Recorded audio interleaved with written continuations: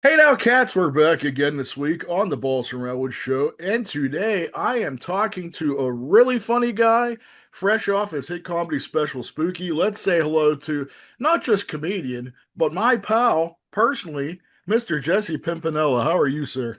I'm doing great, man. This is like how I want to start a morning off, honestly. Like all about me. I woke up this morning, I got my cup of coffee, got my nice little cozy chair, Spaceball shirt. I'm like, so this morning is all about me.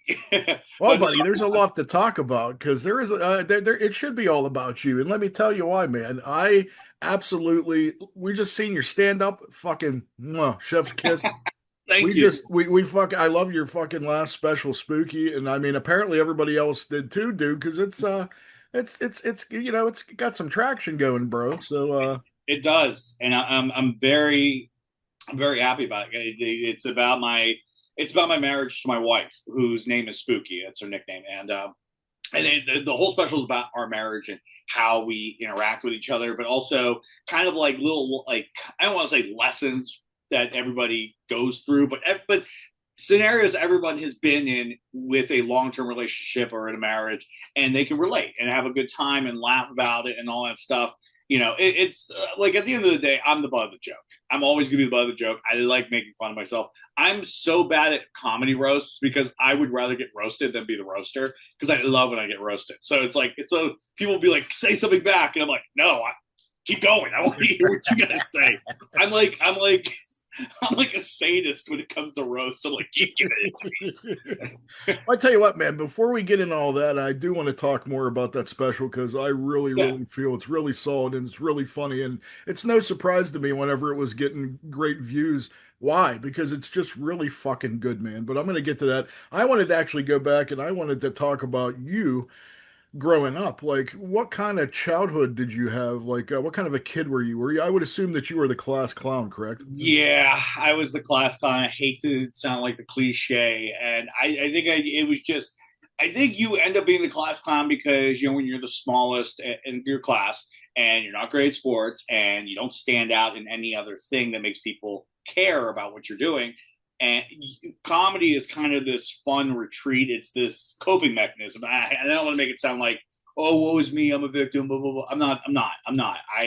I'm a jackass, but I'm a lovable one. I love making people laugh. I enjoy it. It was something I was good at. I was very happy to be good at it, and so yeah, I was a class clown. I got into some trouble as always, but it's the misadventures that really build the human character up. You know what I mean? I mean, you don't want to be 60 and look back and go, fuck, I did not do anything. You want to have regrets. I know some people think like, oh, that's bad. No, you want to have regrets. You want to have moments where you're like, oh shit, I should have done that. Because then you had a life with some stake in it. You had some life with some stake where you gambled, you lost here, you won here, and I mean that's what life is all about. It's just living it rather than being a passenger to it. At what age did you get the comedy bug, sir? Did you always want to be a comedian since you were little? Yes, but I didn't know it. So when I was in third grade, I learned how to draw cartoons, actually animate cartoons. Like because someone told me, it's like, because I love drawing. Everybody was like, okay, picture, picture, picture. Take a snapshot, next picture, snapshot, and then put it all together. And I used to make funny videos, and then I started making funny comics because I liked comics, like funny pages, like like Garfield, Zitz, all that kind of stuff. But I didn't know that stand-up comedy existed. I didn't know it existed until so what happened was I would record movies on Comedy Central that I love. I love comedy. Like I didn't really watch Comedy Central, but I knew they're like, oh, that's where funny movies are, and I recorded it. But like you remember when you put a VHS tape in, it would just record for 6 hours until it's done, right? Yep. So I watched the VHS tape. I laugh. It's a good time. I'm watching. I can't remember what movie it was I was watching, but I remember what came after the movie. It was Ron White's Comedy Central Presents, and it blew my mind. I remember he's coming out. There's a bar scene behind him, and he tells the best stories, the jokes, everything, and that's when it solidified. Like, oh, there is a career with joke telling. There is something that actually is this. You don't have to. You don't have to use another prism for comedy. Your comedy doesn't have to be a movie. Your comedy doesn't have to be a comic book. Your comedy doesn't have to be a cartoon. A comedy could just be you talking on stage. And I think I love that for two reasons. Number one, it's cheap as fuck. It's so cheap. I don't have to draw. I don't have to do this. I don't have to get a production company. I can just get me on a stage and start talking. But I mean, I can suck, but but at least I'm like, well, I didn't lose any money. So it was like a fun gamble. But yeah, no, that I got the comedy bug at a very young age, and that was probably like around maybe 11 is when I got it, and I started writing jokes, performed in talent shows whenever I could, performed in anything that would let me perform in as a kid. And it wasn't until like when I got to 18, that's when I was like performing consistently, because I can go into bars and stuff like that, and they promise not to drink, and I'm a performer. Yeah, but I would do anything, and then sometimes it would lead me into trouble. Like I remember I was doing a talent show. It was so we did a lock-in at my high school, right? We did a lock-in. Everybody sleeps there the whole entire night. It was a Catholic school, so obviously guys and gals were going to the bleachers having sex like all night. And priests and altar boys were having sex. Everybody was having sex. I wasn't an altar boy. I wanted to wait till marriage. All right, I wanted to. You wanted that butt rape to mean something. I got you. Just call it marriage. It's just a shorter word for marriage. No. But anyways, but no, so what happened was, and this is how crazy I was with comedy, so much I was obsessed with it. Well, everybody was out having fun, doing all these fun activities in the school in the middle of the night and stuff. I was locked in a stage room with other people who wanted to perform. And that's all I did all night. I didn't get to have fun, really. You know what I mean? I did my first show, and I did great, but nobody expected me to do good, so no one looked at my material. I got kicked out of the first show. I did great. I was a freshman that killed in front of seniors and juniors, what got me in trouble was I do the first show. It's great. Boom, boom, boom. I go up to who was the vice principal at the time, and he's like, "You did a lesbian joke on stage." And I'm like, I got in trouble. Not that I made a lesbian joke. I wasn't like on stage going, like I wasn't doing that. I literally got in trouble for acknowledging the existence of lesbians. That's what I got in trouble for. All right. I got in trouble for assuming nobody else had the internet. I made a weird, dumb assumption that everybody stays in their house locked in day and night, and they're like, "Oh, what are these lesbians?" You know what I mean? Like, what, girls kissing? Oh, that's crazy. Like all these people. Yeah, all these people. So like I did that joke, and it was a dumb joke, but then so they kicked me out of the show, and then I had this cool reputation where I got kicked out in front of the freshmen. The freshmen. So as a freshman, seniors and juniors loved me, but then I was banned from doing the second show for the sophomores and freshmen. So then I had this cool little street reputation of being really funny and saying something ridiculously off color in their opinion. And it kind of gave me that was like a stronger buzz. I could tell you the day it happened. It was April 12th, 2008. Like that's how much that date burned into me. Like I love this. I need this. I have to make a career out of this. Can you name me some of your early comic influences? Rob Williams, Ron White, Christopher Titus, which he played a huge role. Like, I love him so much. I'm so afraid to meet him because I'm so afraid to have a douche moment in front of him. And you won't, dude. He's amazing. He's amazing. No. I hear everything that he's... we've met him so many times, and he's been super fucking cool every single time. I know he would be super cool. And I've had some, geek out moments on him. And he handled that shit really well. Like, this guy saved me through all the trauma I went through as a kid because I was looking at this guy like, if he can walk through it and come out on the other side stronger and better than I could do. Hey, man, that's why I've always connected with him. And there's it's just a weird thing. It's a weird thing. Like, it has nothing to do with it. It's all me, just me being the douche. Yeah, I mean, I'm afraid I'm going to say something like, isn't it cool what comedy does for the both of us? I don't know why I'm smoking in this stupid scenario, but that's how douchey I think I would be. I would just start randomly smoking in front of Christopher Titus. Like that's how douchey I think I am. But no, I love him. He's one of my biggest influence because because he was an influence that pivoted my comedy very much. Before it was all observational humor, and then it pivoted to I could talk about pain, I could talk about embarrassment, I could talk about shame, I could talk about all this stuff, and it's okay to talk about it. Oh, that's interesting. I have a bunch of that. So, and like I just like any fan does when you discover something new, you go down the rabbit hole. You watch all their work, their specials, their TV shows, interviews, podcast interviews on YouTube. I became obsessed with his career because I was just like, this is the closest I could get to finding what I wanted to do growing up. Like, this is what I want to be when I grow up, like this.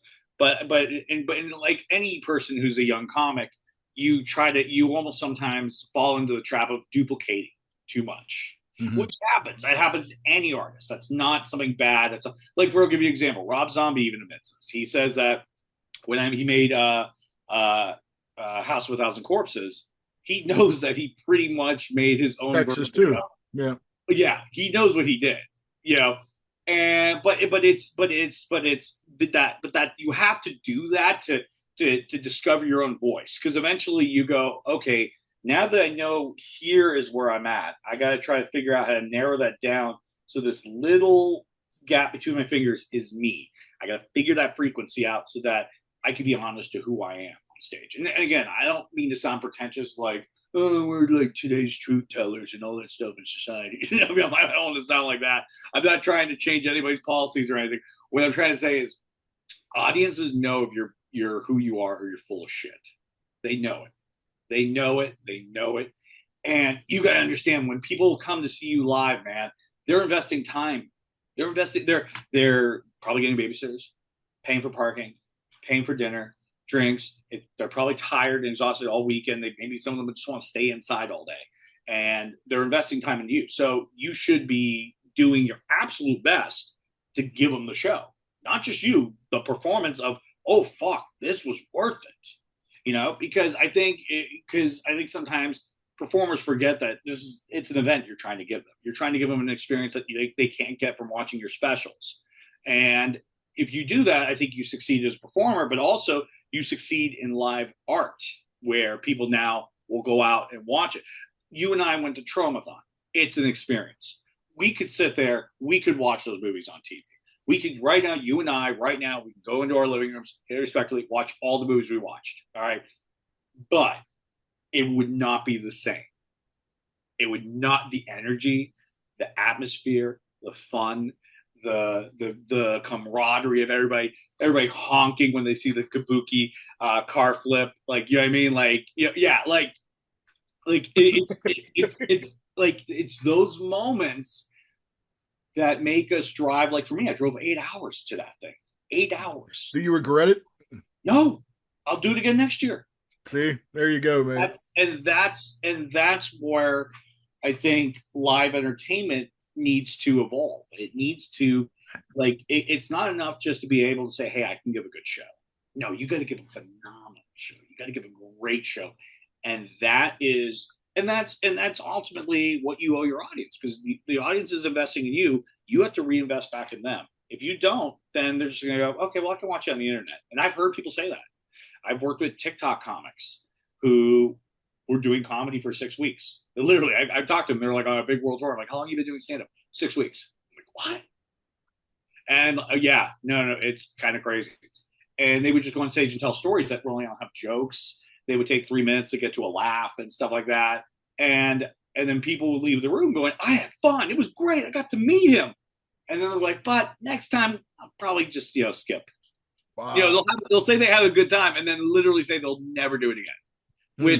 Which for me, it's like you don't want to be that twisted, gnarly horror movie that nobody can watch again because it's too gnarly. You want to be something that people want to go see and invest. You want to be a franchise where people's looking forward to the next one. Yes. You don't want to alienate. So yeah, no. but yeah, that's the relationship I have with comedy, and that's the importance I feel to it. It's not so much self-importance of what comedy is, but an importance to understand that hey, people, an audience is coming out to see you. You should be giving 1,010%. And if you don't want to do that, go somewhere else. No, no, I kid about my wife, but I love her. She's great. She supports the hell out of me, and she is a very important component to why this works. It's because without having that supportiveness, this wouldn't be what it is. And she, when we started dating, she knew this was my life. She knew me since high school. So, and she gave me the fairest ultimatum of all time. You either give 100 or you don't do it at all, and that's fair. And that's fair. And again, that's the whole investment thing we've been talking about this whole entire time. She's like, look, it's either are you going to be the guy who half-asses it and just uses an excuse to go out and drink, or are you really trying to make this something? If you are, and she produced both my comedy specials. She was a big component to making those things happen. So like I said, it's that investment, man. So that's all it is. Where do you come up with ideas for material? You had mentioned for Spooky. I mean, that was about your relationship with your wife. Do you have a certain process that you use whenever you're trying to write comedy? I don't know. I mean, I do and I don't. It's kind of weird. It's like there's two lanes. There's the it hits me, and then there's the lane where yeah, I'm trying to make something. As for what the special would be, that kind of comes on its own. Yeah, I mean that comes on its own. So let me give you an example. By the time my second special released, or my first special released, it was 2021. At that time, I've been married for 1 year. Mhm. At that time, and I filmed my special in 2019. The reason why for the 2 year gap is clear. Uh, yeah, something was going on that was a little bit, There kind was of something going on around that something time. I don't was, remember. yeah, something was a little chaotic. There was just a few things that kind of sidetracked everything. Just a little. But anyway, so at that, I filmed in 2019 when I was just got engaged. I was still kind of in college. I still had a part-time job. There was, and then fast forward to 2021. I was a comedian. I was married. I had two dogs. I was in I was living on my own. I was not living off my mom anymore. You know what I mean? I was finally an adult. I was an adult. I wasn't a college kid anymore. Um, and so like there's a different identity of who I was. So what would you write about at that time frame? I was like, oh, I'm gonna write about my marriage because that's what I know. I'm gonna write about the difference between how it was dating versus when we were married and things I learned being married, things that change when you're married. Because when you get married, there are the vows are the vows. You just don't say the actual vows at the wedding. I mean, you say an abbreviated version of the vows, and then the subtext of all the vows come at the marriage. It was like, this means you clean the dishes even if you're fucking tired. You know what I mean? Like you learn so much from that and the nature of all that stuff. And I find that stuff fascinating. I love relationship humor because we're trying to cook the cohabitation of two people who might have two different personalities or the same personality stuff, and they invest in each other for life. It's an insane concept, but it's a beautiful concept. It's an insane one. I think most insane ideas are beautiful, or else if they were regular normal ideas, then I would think they're boring. And then it's like, what's the risk? What's the gamble? Why are you even doing it? You know what I mean? But for me and her, yeah, I talked about that, and then the material built to me talking about my marriage, and then eventually the kid stuff didn't come until later. Like I never in 2021 when I started writing this, I never thought about I would start talking about having kids. Like I thought that was years down the road, and then the next year I started talking about like prospects of having kids, what that would be like, and what type of father I want to be, and all that stuff. So really, I was digging into a lot of my insecurities, B, my fears, C, the things I want in life, and these aren't just my wants, my fears, my insecurities. These are things everybody feels at some point in their life, so that's why I like talking about that stuff because there's so much in this world that can divide us right now. So to be able to relate is so much better. And when you see that we all relate, it really makes the shit that divides us weaker. You know what I mean? It just dilutes it. Because I've seen so many times where people that relate to each other in friendship will dilute what a person was believing before about something because now they're experiencing it. They're having a human moment with us. Because at the end of the day, we're just a bunch of human beings, flesh and blood, circling the sun X amount of times before we pass. Why can't we just make every circle around the sun a victory lap and have a good time? Get along. Profound words, sir. I wish everybody felt the way you feel. Let me ask you this, Jesse. Being a comedian, is there anything that you refuse to joke about? No. There are things I don't talk about, not because I refuse to, just I don't want to. And it's just because I'm just not interested in talking about it.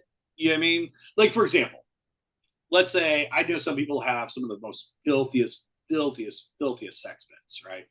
I could write jokes like that. I can't. I know how I can. Do I want to do it? No. I don't want to. It's just not what I want to do. You know what I mean? And it's I can, and then but then it's like, why would I be doing something I'm dispassionate about? Why would I be wasting the audience time by talking about something just because a lot of times when you think comedians, you think like, oh, they have to say this. Oh, they got to have a viewpoint on this. Oh, they got to have an opinion on this. Oh, they got to have this. Sometimes we don't. Sometimes we just like it's. I just don't want to talk. It doesn't interest me. Like for example, sports. All right, I know a lot of people talk about sports in their acts. I don't talk about sports much. I don't know a lot about sports. Sports don't really interest me as much. I'm not going to talk about it. Do I think there's something wrong with them? No, no. It's just I'm not going to talk. So I thought there's like a big sports controversy. Maybe I'll comment on it, but I'm not going to come up with this 10-minute bit where I break it all down because I don't care. You know what I mean? Like I'm still a human being. I just don't care. It's not what I want to spend my time doing. I get 60 minutes on stage. I want to talk about stuff that matters to me because if it matters to me, it might matter to you. Um, then let's talk about some taboos. I mean, there are some people that say, well, can this be funny? Can that be funny? Can this be funny? Yeah, anything can be funny if you write it correctly. Because the whole part of comedy is, and doing comedy is telling a joke, getting a laugh. And if you get the laugh and everybody's laughing and having a good time, you got away with it. That's funny. And so that's why I get mad when I see comedians, they'll make a joke and then the audience boos them and hates them. Like, oh, fuck you guys. Fuck you. And it's like, no, you bombed. You bombed. It's okay. You bombed. Just like a baseball player, you struck out. You know what I mean? The pitcher didn't do anything wrong. The pitcher did his job. He threw the ball the way he does. The audience showed up to the show like they do. If you miss the ball, you miss the ball. That's fine. And I just think blaming the audience is sometimes the most blatantly dumb thing you can do because it just then reveals how inexperienced you are to roll with the punches and read a room and try to, because at the end of the day, you're coming in there to have fun with everybody. You're not coming in there to dour everything. You know what I mean? You're not coming down there to bum everybody the fuck out. You just want to have a good time with everybody. And I mean, for me at least, for as much stress as I go through, that's all I want to have is a good time, honestly. But That actually leads me to my next question. Do you feel people are more sensitive these days? yes and no. I would say yes, they are because I think we live in a time where think about it. Remember Facebook when it first started? What's on your mind? What are you thinking about? What are you doing? We're a group of people that are conditioned to have opinions on things, and I think because we're like that, yeah, people are going to opinionate on everything. Things that they're not even supposed to be talking about, things that they can talk about, but they sound ridiculous. They're going to talk about a bunch of things. And I think because of that nature of being so opinionated, yeah, we're going to have people that are going to be divisive. We're going to have people that are going to be contrarian. We're going to have people that are going to do this stuff. Now, as for being sensitive to it, I think there is a certain degree of people being very sensitive because I think sometimes we live in a time where things are so serious right now. They're so bedrock serious that we forget, like, we're all going to die. We are all going to die. None of this is going to matter in the end. Okay. Everybody believes something happens in the afterlife. And if that happens, guess what? All the earth shit stays here. Doesn't come with you to the afterlife. If you don't believe in an afterlife, then boom, It's over. It doesn't matter anymore. So, like, why not take the time on Earth now to have a good time and relax and chill the fuck out? But I think we get so self-important with so many serious things that if you back down from a challenge, it's seen as weakness. If you don't know something, it means you're dumb. And I think people get sensitive to those things when it's okay to not know everything. It's okay to be wrong about things. It's okay to be second guessing stuff. It's okay. That's the human experience in itself. You know what I mean? Like that's why people double down so hard on things that in their heart they probably know is wrong, but they don't want to look weak in front of people. So I invite people, show weakness. That's strength. Wear your heart on your sleeve, man. That's what the human experience is all about. You know what I mean? So that's where I think sensitivity comes from. Is they see something, they attack it because they don't want to back down. They want to be perceived as weak, so they have to jump on this. They have to jump on this right now. So yeah, it's like that's why, because like to say someone is sensitive about something is one thing, but then you to dig deeper and be like, but why? Why are they sensitive? Is there an insecurity that they have? Do they feel that they need to police people's ability to talk? Because some people say, you could say that there's a lot of policing what people are saying nowadays. I mean, isn't that being sensitive? I mean, you can't, because I mean, the harshest criticisms, you got to take it. That's part of the job, the good and the bad, the praise and the love, and then the hate and the disdain. You got to take it all. You don't get to have it. You don't get to have it so that it's one lane.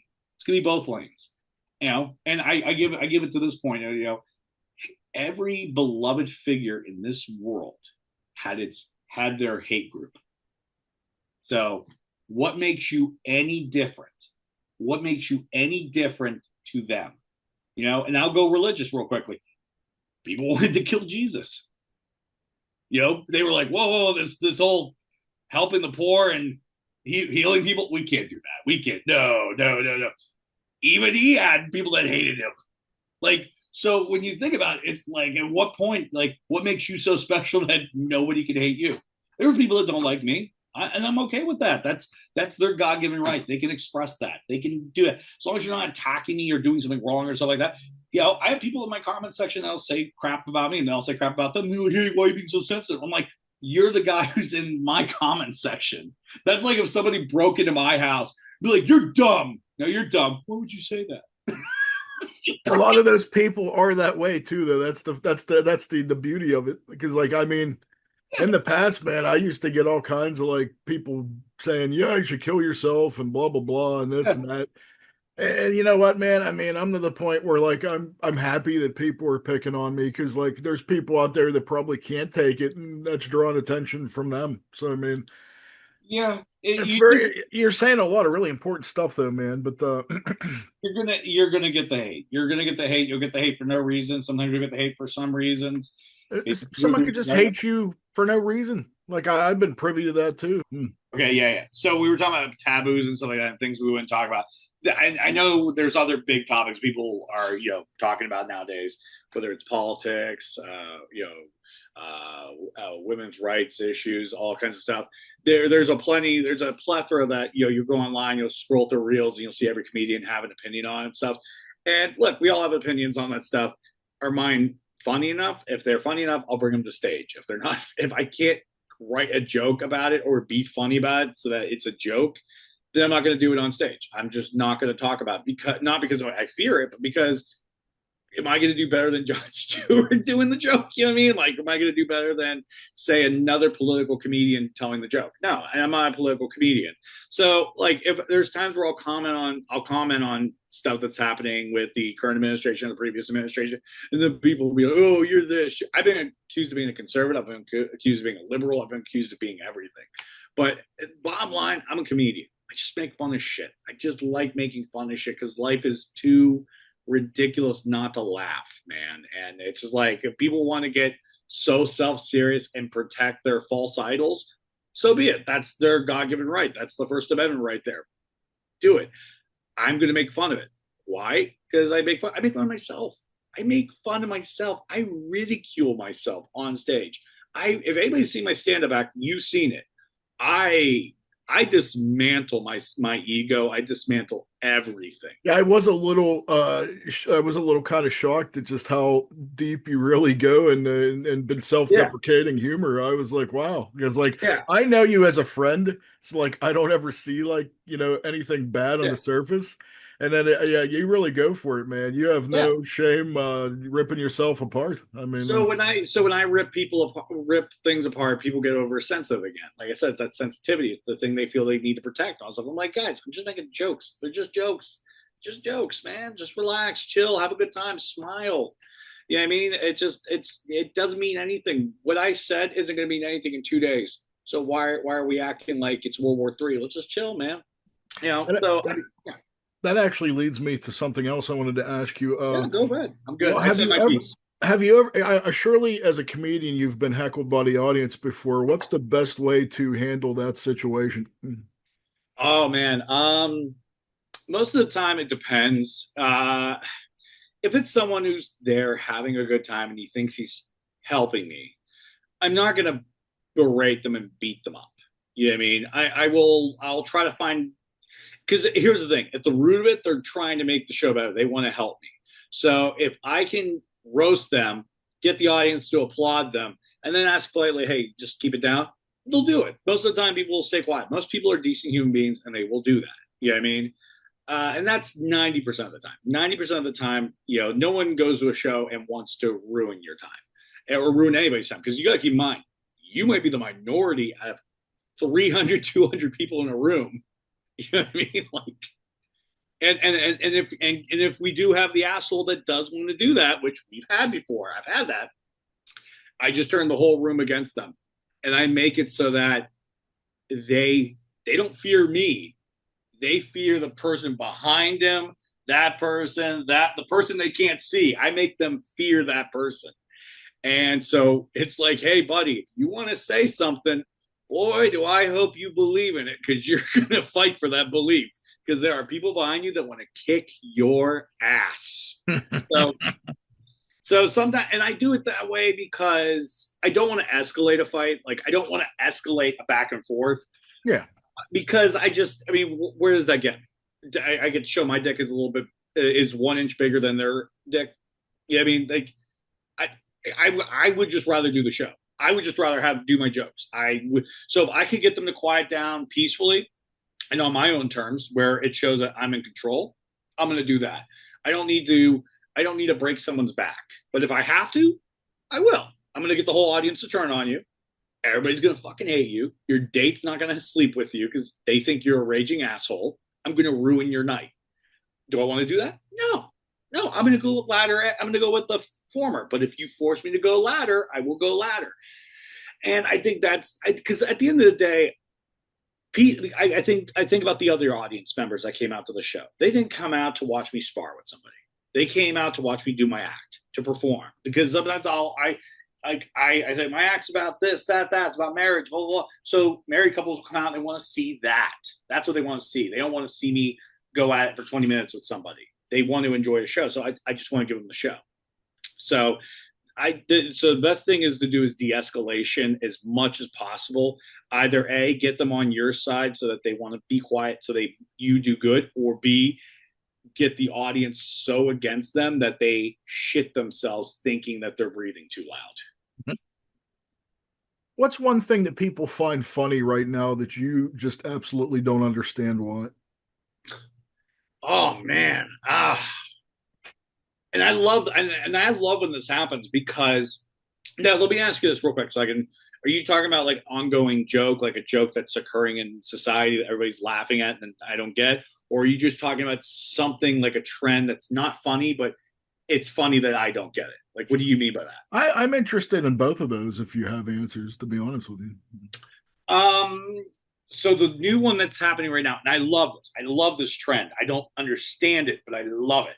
On TikTok right now, everybody is doing Hamilton TikToks from the musical, and everybody is pretending to be. There's women that are dressing like Alexander Hamilton, sneaking out of their bedrooms, like they're about to cheat on their wives. And and here's the thing. I think it's hilarious. I love it. I love it. I think it's so great. And then my wife explained to me, like, okay, here's the video that inceptionized it. All right. And then here's everything that comes after. And I don't get what bridged the two. I don't get what bridged the two. Because it's interesting. Like, people watch Lin Manuel Miranda like do a duet with his wax dummy at the wax museum to that, and then it became this whole let's make it about Alexander Hamilton trying to leave the house and cheat on his wife. And it's like everybody got that idea and everybody trended on it. And that's so I find that fascinating. I don't get it. I don't get how the jump occurred.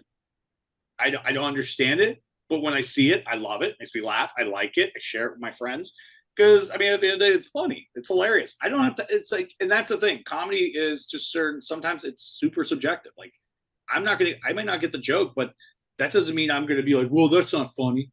Well, that's not funny. Well, that's not funny. Here's the thing: if millions of people are laughing at it, it's funny. It's just not my. It's just not my thing, and that's okay. Not everything has to please me. All right, that's just the way it is. People love broccoli stew. I'm not even sure if that's a real fucking thing, right?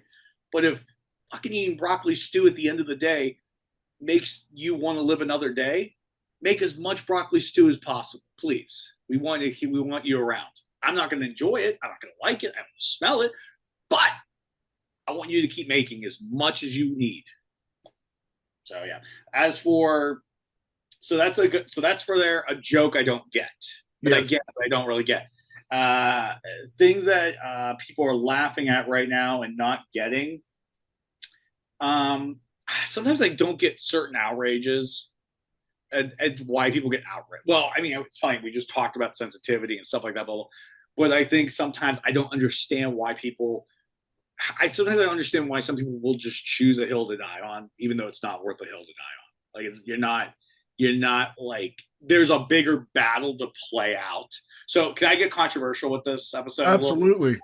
Have you ever seen the show? Yes, I know. Sometimes I don't know how you're going to market me. So I don't want to be like, because like sometimes I'll do certain shows and be like, see, I can also do family friendly comedy. No, fuck that.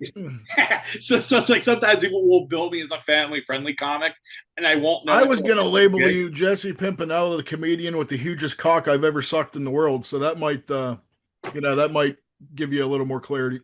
Yeah. So okay. So let me explain. Like, I understand there's something wrong, but I understand there's a bigger battle. So, for example, the Sydney Sweeney controversy that's been occurring, right? Gotcha. Yeah, you can't escape it at this point. Now, for just to give people background information in case they're watching this episode 30 years in the future, and they're like, these three people appreciate that, Jesse. Yeah. So what happened was Sydney Sweeney. So she's like kind of what we're trying to make our Marilyn Monroe now, kind of. You know what I mean? Which is fine. It's good. Hey, look. Hey. We don't have to get it. Other people to get it. It's good. Don't worry about it. Anyways. So she did a jeans commercial, and they did a pun saying that she has good jeans, as in the jeans she's wearing, and people are saying that it's a very eugenic kind of propaganda. Now, I get people seeing that angle. I understand why they're upset. I see it. I'm not going to put you down for it. I'm not going to ignore you. I'm not going to say, fuck you, that's stupid. I'm not going to do that. But I also can know that there's something else in the news that's occurring that's kind of bigger and major, and this might be something they're trying to use to make this disappear, and we want to keep this around. So in other words, I don't know what you could possibly be referring to. So it's like for me, it's like smoke and mirrors. Yeah, like they're acting like the game is won by attacking this, but the game is here. This is a pawn you took out of the game. Just because you took one pawn out, it's not checkmate. It's not checkmate yet. So what I'm getting at is, for those that may not have been keeping an eye on the news 30 years ago, as you brought your, like I said, I assume the show people are watching it 30 years from now. This is what's going on. Okay. God, I feel bad for the people watching it today. Well, society has fallen. Okay, society has fallen. Oh, nice. The only thing they have left to watch is the balls. Yeah, wow, that is the end of the world. Oh. That dude, all my comedy, it's a time capsule career. All right. But anyways, so So everybody's talking about the Trump Epstein controversy. That's what everybody. That's been in the news predominantly for 2 weeks, man. And it's very rare when something stays in the news cycle for 2 weeks. I mean, hell, we have school shootings that don't last 2 days in the news cycle. Okay, I know just that to should tell show you you, everything you need to know about our society. Hmm. it tells you everything you need to know. So, so it's like the same people that want to talk about this, they're diluting it by talking about this. Like, just say, hey, this sucks. We hate it. Okay, move on. Just move on. Just say it sucks. Hey, move on. You don't have to make think pieces. You don't have to talk about it for hours. You don't have to do podcasts. Just move on. Because this is the thing we need to talk about. This is the root of the problem. It's like cutting off the head of the Hydra and expecting not three heads to pop back up. You can't kill Hydra by taking off the neck. You have to go deeper than that. And if you spend so much time on the neck and not the rest of the body, then you're losing. You're losing. And I'm just talking strategy. I'm not talking about right or wrong here. I'm talking about, hey, if you want this to matter, if you want this to be the public debate, then don't dilute it. Even though this is bull, people may not like this. I get it. I understand. I'm not saying it's right or wrong. I'm not saying whatever it is. What I'm saying is, the more you talk about this, the more this goes away. That's all. That's the thing I don't understand with outrage, is that people who want this will make this go away by themselves because they're caring about the wrong things. You know what I mean? They're caring about the parts of the that they should not be worrying about, and then we lose the thread in it all. You know, and I guess people are self-destructive in nature, you know. And again, and it goes back to the sensitivity thing. It goes back to the things they hold so true. It's so vital. You know, sometimes you have to let go of the things that you stand hard on because there's a bigger thing. There's a, like, for example, in any marriage, you'll give into a fight that you know you won. You know you won. You know you're fucking right. You know it. Like the evidence, like you can put that fucking red yarn on the wall, follow it to all the logic, and you are fucking right. But is it worth ending the marriage over? Is it worth ending the marriage because you put your sandwich knife on the edge of the sink? No, it's not. Is it wrong? Is it inconsiderate? Yes. Yes, it is. I do it all the time. I'm so inconsiderate. I will admit it. Do I think it's a big deal? No, because I might have a second sandwich. All right, give me a fucking break. But, but am I going to file the divorce papers because I need to be right about this? No, no, it's not worth it. It's not worth it. So it's having that clarity to know that, hey, there is something bigger at play here. And that's what I don't get sometimes. That's what I don't get. I just don't get how people can lose sight of what they want and what they try to do, and they derail themselves. And again, that's an art of self-destruction. You know what I mean? And again, we are a self-destructive people. You know what I mean? Like we like I said, what's that saying Oppenheimer said? I don't know what the third world war will be fought with, but the fourth one will be fought with sticks and stones.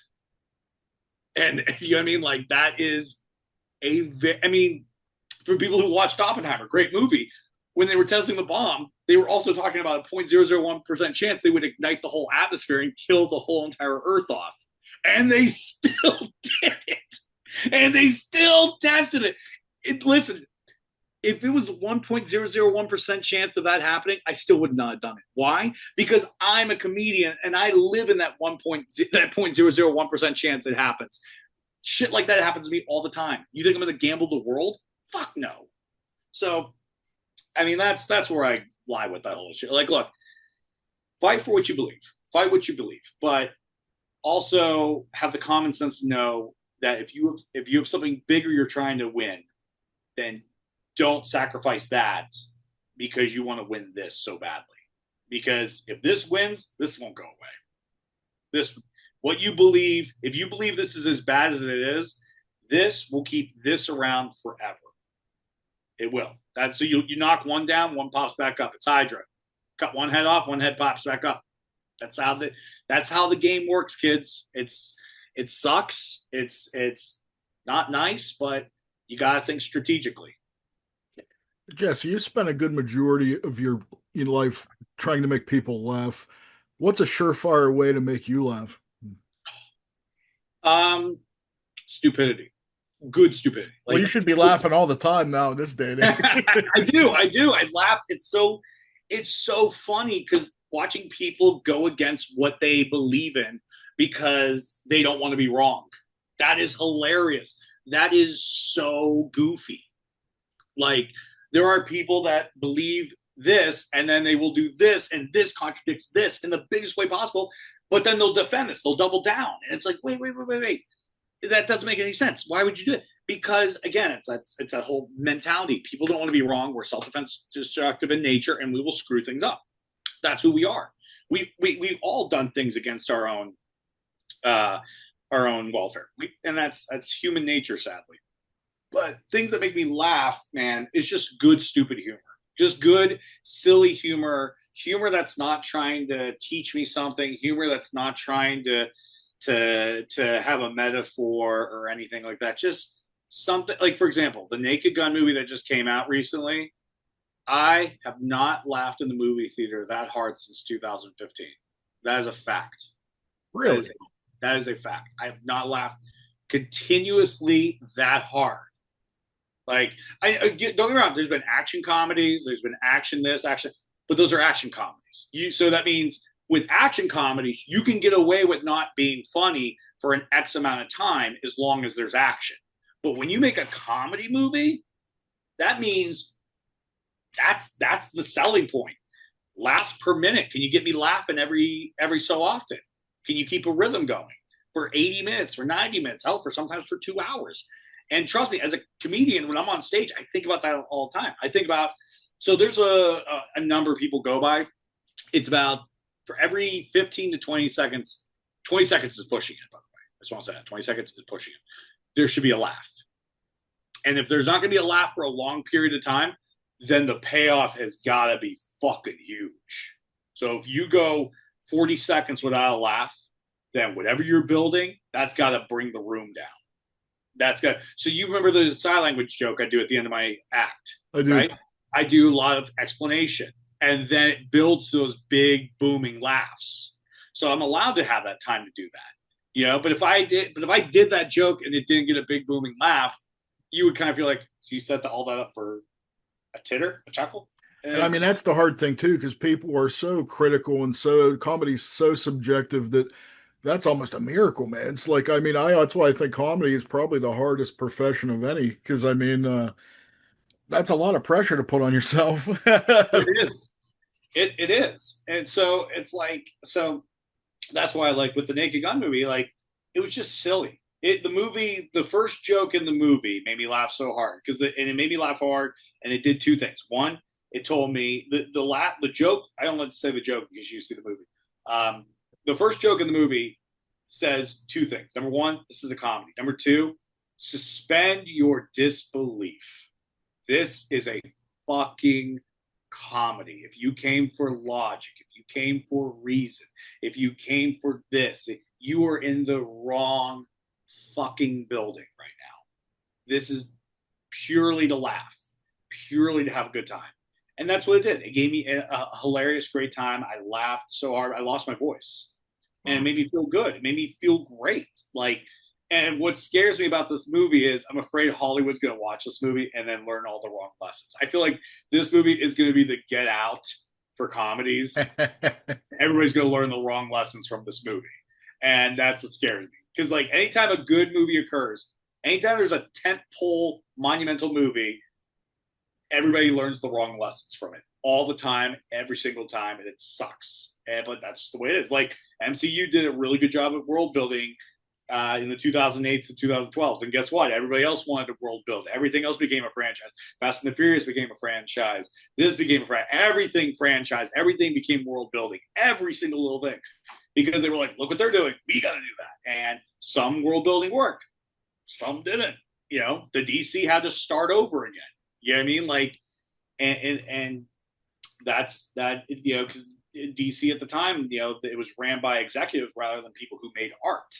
So the executives learned all the wrong lessons, and then the artists learned all the right lessons. And that's why James Gunn's Superman movie is doing so damn well, because He knew what we wanted. And it was a great time. Hold on 1 second. I got to plug my laptop in. I didn't realize that it No, was you're good. unplugged. You're good. We'll use this as a commercial break. Hey, You know hey, what? I don't should you ever have a sit at your commercial break. computer in the middle of the night and go, man, I want to watch a good comedy special? Head over to YouTube and watch Jesse Pimpinella Spooky or Jesse Pimpinella Hot Mess. Free on YouTube, free on Roku TV. Watch now. See, it's all about content, man. It's all about Absolutely, baby. you always be commercializing. ABC. Jesse, what is the best and worst part about being a comedian? The sense of urgency to always react and make something and create something. Sometimes that ruins art. You know what I mean? Like Da Vinci didn't, and again, I know I just compared myself to Da Vinci, and everybody's just like, we hate you. And I hate myself for saying that too. I'm not Da Vinci. Let me put it this way. Whenever you're creating anything, if you put it on a time schedule, chances are it's not going to be good. Yeah, I mean, now we live in a time with algorithms and online content, stuff like that, and it's always be creating, pump something out, pump something out. This happens, this is trending, if this is going on, this happens. You got to comment on this. You got to talk about this. You got to bring this up. You got to do, you're forced into this pocket to comment on it. Because if you don't, it's like, then are you even trying to be noticed? Are you actually trying to be funny? You're missing out on an easy window to grab people's attention. And then that I sometimes I hate having that feeling because it causes you not to live life. And what is comedy but a reflection of life? So if you don't have the life, what do you have to reflect? What are you doing that makes everybody laugh? Because like, and I'm sure you've seen stand-up comedy specials where you could tell the comedian got way too rich and they weren't talking about anything anymore. You know what I mean? Like they don't have a life. They don't have a life. They don't have a life. They're talking about all this stuff, and it gets boring It's because no longer relatable. it's no longer relatable. And that's what it is. It's just so there's this balance of me having to tell myself, okay, A, I'm going to create because yes, I have to stay relevant. Yeah, I got to do this, but B, like for example, weekends, I schedule all my videos. I'm not online the whole entire weekend. Everybody thinks I am. I'm not. I don't because I want to live my life. I want to have a marriage. I want to have 2 dogs. I want to start having kids. I want to go out and do stuff. I want to go see movies. I want to go hang out with friends. I want to do that stuff. That's where I'm going to get all my comedy. That's where it's going to happen. And then I can produce another special one day. But if I don't do that, and I'm always worried about being in the workshop, being in the lab, creating, then I'm creating in this vacuumless bubble, vacuum sealed bubble where nothing occurs. And then, I'm common. But also I understand that there is a need to comment on stuff. So then, yeah. So for example, every comedian had an opinion about the Sydney Sweeney thing, right? And so I was like, I don't want to write a joke about that. Why? Because I think it's distracting from something way more important. You know what I mean? Like, but I made a joke regarding how this was taking away from that. Then I was excited to write that joke because I'm like, now I'm saying something I want to say. I don't just want to make fun of this because people are talking about it. It's the Sydney Sweeney thing. Okay. There's other people talking about it. I'm not bringing anything new to the table, whatever. But if I could say, hey, I believe this is distracting this, and this is way more important, then I'm like, okay, now I'm back in. Now I'm writing a joke I'm passionate about. Now I'm writing a joke where I'm saying, hey, why are we stopped? Why are we not talking about how our president was BFFs with the most evilest person in the world and probably is a criminal with all that? Like, what? You know what I mean? Like, I remember in 2004, a politician did this and it ended his presidential candidacy. He went, ha! And that ruined it. That was it. He was done. His career was over. We never heard from, I can't even think of his name right now. That's how bad. But if you go online, no, not McCain. McCain something. I remember Hold it. on. What is this guy? I was about to say Dean Kane, but he's already irrelevant. Howard Dean. Howard Dean. There we go. Thank you, there Xtino. Thank you, Xtino audience. for the save. Yeah. The audience here saved us. but that's how crazy it is. A political career, a candidacy people spent billions of dollars to fund, ended Yeah. by Yeah, now you can now you can fuck kids and nobody even cares. Jeez. you can do anything. You can literally remove the child from under the table and go, anyways, policies. You know what I mean? And nobody will bat I out. Like, was at the parties reading a book. I wasn't fucking kids. yeah, like there we are living in the most Twilight Zone time I where don't think the Twilight Zone's is fucking crazy. I really no, don't. no, at least the Twilight Zone has a little bit of logic. Like, Yeah, at least the there's Twilight Zone no, is kind of like a morality tale. There's no fucking morality to be found nowadays, man. So, yeah, like you could do anything. You could do anything wrong but nowadays. everybody thinks they're godly is the funniest part. No That's the morality to problem. be found, but everybody is a white Christian nationalist. So, Yeah. So and Whereas I that's like to call it the biggest hypocrites in the universe. right, right. But Yeah, enough, let me. I got some more here. I got to cover. I yeah, got go, more go, go, ground go, here. go, go. Let me ask you real quick. What's one thing that Jesse Pimpinella enjoys that may surprise your fans? Musical Broadway. I love musical Broadway. I am such a huge fan of it because musical Broadway came from the same location where stand-up comedy came, essentially. Because it was what traveling variety shows, people that can sing and do sketches and stuff like that, and comedy went this way with vaudeville, and then people went to the stage and told stories with songs and everything, and then it became Broadway over here. So it's kind of cool to have something with the same ancestral art as you did. And I love musicals because they're just people will be like, well, no one in real life sings out loud. Exactly. You know what I mean? Like That's not necessarily true. You haven't heard me in my car. that's true. That's true. But I mean, but it's like it's an escape. It's an escape, and sometimes it's done satirically. The escape, like I've seen musicals where they actually explain where the music is coming from. Like there is a show called My Crazy Ex-Girlfriend with Rachel Bloom, funny show, and she has mental problems in the show, right? She has mental illness and all stuff, and at one point in the show, near the end of the series, they realize that anytime there's musical numbers in the show, it's because she had disassociated. That's kind of brilliant, to be And it honest. was so funny. They were like, "Yeah, you've been doing this for 4 years. Like, you'll just stand still and then have an epiphany." And usually the song is epiphanating what is to be found out. And it's like, that's brilliant. So sometimes it's funny to see people make sense of the music, and then other times where it's just an escape. But yeah, no, I love Sondheim. I'm not a big fan of Andrew Lloyd Webber. I think he's a little overrated. I know some people will be like, "What the fuck?" And I'm like, I just think he is. Sorry. I mean, goes without saying, Matt Stone, Trey Parker's Book of Mormon. I love that. I was going to say Mel Gibson. Holy shit. Mel Brooks, the producer. Can you imagine Mel Gibson did the Passion of the Christ musical? Oh, Well, I don't think there'd be any Jews in it. Just everybody saying. who's involved in show business, get out of here. Yeah. Mel Well, Gibson, I you actually can't say that. No, you can't say that. That's racist. Mel Gibson. I don't that know why. doesn't seem to Mel slow Gibson him has a cigar. down. Just Mel Gibson being anti-Semitic, walking around stage with a cigar. It's just that's Well, the sad part is, I think it would probably be a hit because there's so many racist assholes nowadays, unfortunately. But I got a follow-up question to this, no. your answer, sir. If your life was a musical number, what would your opening act be? What would your opening number be? Ah.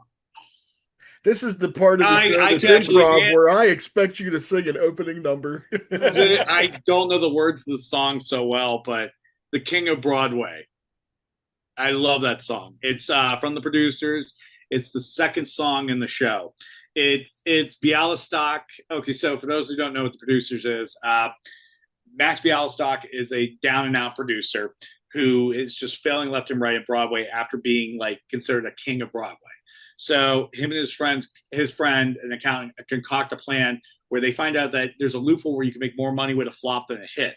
So they purposely try to make a musical that is so god awful and will fail on day one. So then the investors don't expect their money back. They pocket the money, and they do something called Springtime with Hitler. And this takes place Or like as I like to call it, 2025. yeah. And keep in mind the musical takes place in the 50s, so this is a very sensitive time to be doing this, but they know it's that sensitive time. They're expecting people to hate this because they want the show to close. That's the joke. They're not making jokes for this to make fun of this. And plus, Mel Brooks is Jewish. He fought in World War II. He knows. He was a soldier. But anyways, the song in the opening is him just explaining like how he was once this amazing person and now he's down and out. But knowing that the show's going to progress, that's going to bring him back to the top. I like that because I think at some points in all of our careers, we feel like we're down and out. We feel like we got knocked off the pedestal. We're no longer the talk of the town. We feel like whether it's actually what people are talking about or it's just in our heads where we're like, we as people who create stuff all the time, we're like, fuck, I'm done. It's over. That was the best thing I did. And then now it's gone. I'm going to suck. I'm just going to fall into obscurity. I don't know why I keep doing this. We all have gotten there. And that song to me is this kind of naming the problem and saying it out loud and then saying, I vow to be back on top one day. And I love that. Lastly, sir, is there any advice that you could give to someone that would want to be a comedian right now? I don't want to be the cliche comedian that says run and don't do it because that's bullshit. I always tell people, comedy it's a marriage. It's gonna love you some days, it's gonna hate you other days. Sometimes it's gonna feel like it only hates you. But you have to remember that you love this. You have to remember you love it. You have to do it for the reasons you love it. You'll tell yourself, if I didn't get paid, I'd do this forever. And then eventually you get paid, and then you're like, well, I deserve more money. I don't get enough money now. Where's all the money? You know what I mean? Like, and then Dane Cook, gotcha. Yeah. So then eventually now everything is your brain is monetized your talent, where if you don't make this amount of money, you're useless. And that's not an equivalent. That's not equivalent because how many times have things bombed when they came out and they become cult classics later? You know what I mean? Yeah. Do you think I wanted John Carpenter to walk away from the script of the Thing because if he knew it was going to bomb immediately? No, it bombed. Well, yes, that's a good point too, because a lot of the times, if you remember, sometimes things don't even break till decades, years later. Yeah. So yeah. I mean, how are you to know? I mean, the Thing came out back to back with E.T. Everybody that summer, yeah, nothing had a prayer after they opening. wanted the cute alien. They wanted the cute alien. That's what Not they me. wanted. I want the gross, disgusting, slimy. And that's the funny thing. That's the funny thing. Years later, if I go over your house and you go, hey Jess, I got E.T. and I got Thing. What are we watching? I'm gonna be like, why was that a question? And then you would put the Thing on. Well, if you come to my house, you won't see a copy of E.T. You'll just see a copy of the Thing. Exactly. So the point is like, it's a Wonderful Life. I don't like that movie. I don't either. For reasons. I always hated it. Sometimes, here's how bitter I am. I think that fucking angel should have minded his own business. Yeah, you fucking nosy angel. All your angel you know bullshit. Here's the thing about that angel. He's kind of shitty. He did it because he knew he was going to get wings. He didn't care if he jumped or not. You know what I mean? Like, so he was doing it for all the wrong reasons. Like on he was the doing it to get the wings. He was like, oh, that Bachelor joke was specifically for my wife. That was it. Did she not like that movie either? No, I just used the Bachelor reference. Oh, okay, yeah. But yeah, I just imagine he was just sitting up there in the heavens like, this guy's about to jump. Oh, this is going to be awesome. And then someone whispered in his ears, but if you save him, you'll get wings. Oh, shit. I can't let him jump. I can't let him jump. I need to get my wings. You know what I mean? So like, fuck that dude. He did it for the wrong reasons. He was invested. He knew what he was saving. Selfish ass angels, geesh. That movie was a critical failure. And now it is, you A can't heralded imagine classic. it. Now you can't imagine it not seeing it every Christmas. You know what I mean? So it's like sometimes things take time to hit. So it's like, so that's why I tell people, like, don't worry about failure. Don't worry about that stuff right now. Start without success. Start without it. Because trust me, success is always late for the party. It's always going to be late for the party. When it shows up, everybody's happy. It's Norm from Cheers. Everybody's like, hey, you know, but you got to start, because if you don't start, it never occurs. And if you wait for success, I promise you, success will never show up. Success will show up when you start kicking ass. When you start kicking ass, success will then go, hey, I want to hang out with you a little bit. And that's how it is. Success is the angel with the trying to get the fucking wings. All right. That's what it is. Success will show up when he's like, hey, I can make some money off this. You know? So I love how I tied it all back together with suicide. Well, I couldn't think of a better time to close. Before we close, I don't want. I don't Before want we're really speaking of ending things. I don't want to. I don't want to run out of time. I want you, after the angel suicide segment, I figured we can close with you telling my audience where they can see your specials and find you on the internet. Yes, you can go to my website, jessepimpinella.com. All my specials are up there. I even have an animated series I have that's up there as well. I think I got to put the rest of the show back up there. But check out the specials, watch them, share them with friends. This is a time where people need to feel some joy, laughter, good time. I love people that share shit. I love when people share reels. Share my shit, and then share me some shit. I love, so it goes both ways with my pages online. But yeah, watch those please, and shout out to Matt Onesti and Harrison Poole, Dave Robage, Johnny Lee Dam, and my wife Spooky, who were the biggest components making those things happen for me. And I will never forget that. So, and Ty Moore, he was a big component as well. Dope. Thank you. Well, there you go. Thank you, sir. Thank you for being on the show. I appreciate it, and I want to remind my audience that no angels were harmed in the making of this episode. Seriously, Jess, I love you, bro. I hope Love you, man. everybody goes and checks out your shit, dude, because you're a very incredible comedian. I know people are going to love it. Thanks for being a guest, buddy. Always a pleasure talking to you, man. Peace and love. Peace and love, man. Peace and love.